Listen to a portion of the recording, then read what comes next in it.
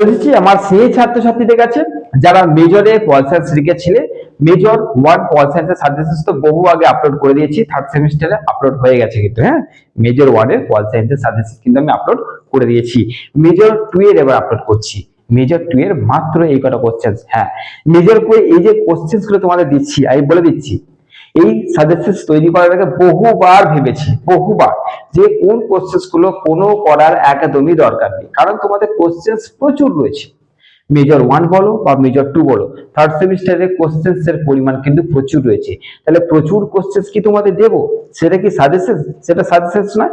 তাহলে অ্যাকচুয়ালি কোনগুলো পড়ার দরকার আছে, আসলে কোনগুলো আমাদের পড়তে হবে, আজকে সেটাই তোমাদের চোখের সামনে তুলে ধরছি।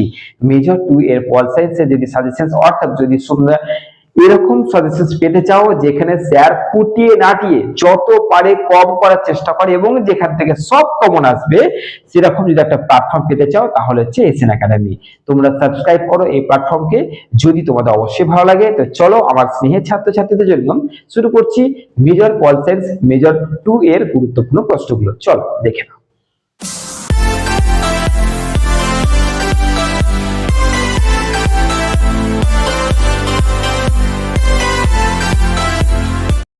শুরু করার আগে গুরুত্বপূর্ণ একটা কথা বলি, আগে সাবস্ক্রাইব করেছো কিনা বলো, নিশ্চয়ই করেছো, থ্যাংক ইউ। সাবস্ক্রাইবটা অবশ্যই করতে হবে, কারণ হচ্ছে এরকম একটা প্ল্যাটফর্ম যেখানে দুর্লভ থেকে দুর্লভ সাজেশনস দেওয়া হয়।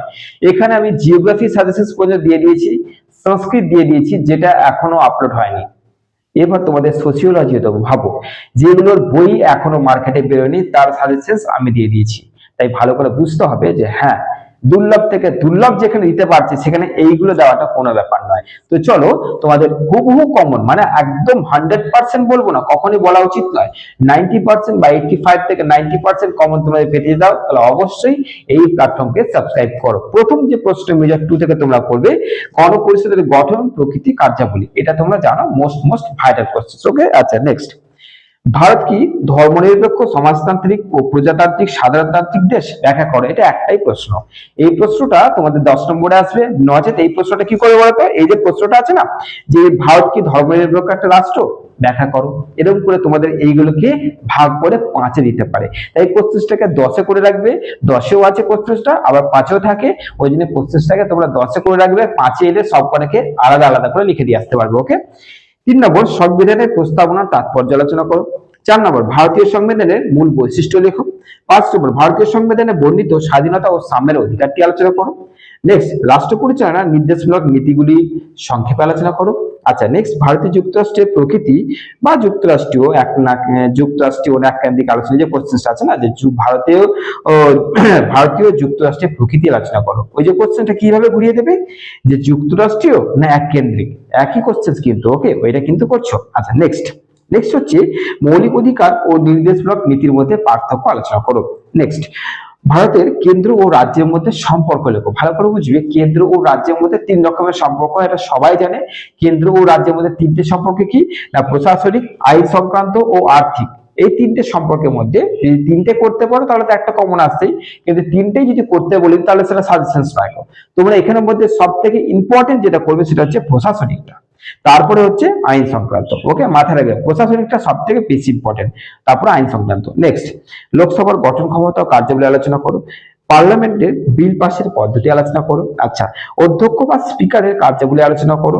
নেক্সট করছো রাষ্ট্রপতি ও প্রধানমন্ত্রীর ক্ষমতা ও কার্যাবলী আলোচনা। এই রাষ্ট্রপতি ও প্রধানমন্ত্রীর মধ্যে সব থেকে যেটা গুরুত্বপূর্ণ সেটা হচ্ছে রাষ্ট্রপতির ক্ষমতা ও কার্যাবলী আলোচনা করো। নেক্সট, রাষ্ট্রপতি নির্বাচন ও অপসারণ পদ্ধতি আলোচনা করো। কোশ্চেনটা একসঙ্গে থাকবে, নির্বাচন ও অপসারণ মানে কিভাবে নিয়োগ হচ্ছে আর কিভাবে পদচ্যুত করা হচ্ছে, দুটো পদ্ধতি তোমার লিখতে হতে পারে, আলাদাও দিতে পারে, কিন্তু কোশ্চেনটা যদি তুমি দুটোই করে রাখো তাহলে তার কোনো কথা নেই। আচ্ছা নেক্সট হচ্ছে সুপ্রিম কোর্ট ও হাই কোর্টের ক্ষমতা। এই যে দুটোর মধ্যে তোমাদের মেন এবং ইম্পর্টেন্ট হচ্ছে সুপ্রিম কোর্ট, ভাইটাল, ভিভিআই একদম, এই দুটোর মধ্যে সুপ্রিম কোর্টটা ভিভিআই। আচ্ছা নেক্সট হচ্ছে ভারতের রাজনৈতিক দলের ব্যবস্থার প্রধান বৈশিষ্ট্য লেখো, এবং লাস্ট কোশ্চেন হচ্ছে নির্বাচন ব্যবস্থার মূল বৈশিষ্ট্য ও কার্যাবলী এবং ক্ষমতা আলোচনা করো। এই হচ্ছে মেজর 2 পল সায়েন্সের গুরুত্বপূর্ণ প্রশ্নগুলি। ওকে, মেজর 2 পল সায়েন্সের গুরুত্বপূর্ণ প্রশ্নগুলি এইটাই। ওকে, ভালো থেকো, সুস্থ থেকো, যদি ভালো লাগে তাহলে সাবস্ক্রাইব করো, বন্ধুদের মধ্যে শেয়ার করে দিও। চলো দেখা হচ্ছে পরবর্তী এরকম একটা গুরুত্বপূর্ণ ভিডিওতে।